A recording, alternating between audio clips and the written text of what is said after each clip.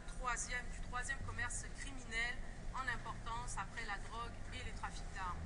Les principaux points d'entrée au Canada sont par exemple Montréal, Toronto, Winnipeg, Vancouver. Le Canada est reconnu comme un pays de recrutement, de destination, de transit et même un lieu touristique de tourisme sexuel. Nos lois actuelles, Monsieur le Président, doivent être revues à l'ère de ce nouvel esclavage des temps modernes. Et je voudrais d'ailleurs saluer la détermination particulière d'une de mes collègues qui, elle aussi, se bat pour lutter contre la traite des personnes, soit la députée de Kildonan-Saint-Paul, qui a d'ailleurs présenté 2 projets de loi en cette Chambre. Mon projet de loi, Monsieur le Président, s'inscrit donc dans cette détermination à vouloir lutter contre cette criminalité qui brise les vies.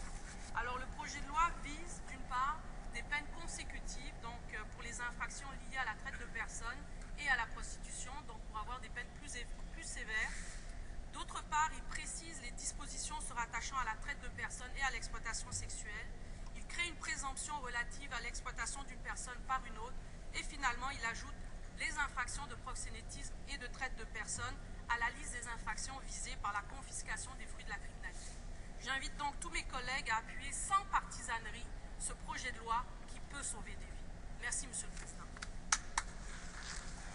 Madame Rani, appuyée par M. Plamondon, propose que ce projet de loi soit maintenant lu en première fois et imprimé. Cette motion est répétée et adoptée.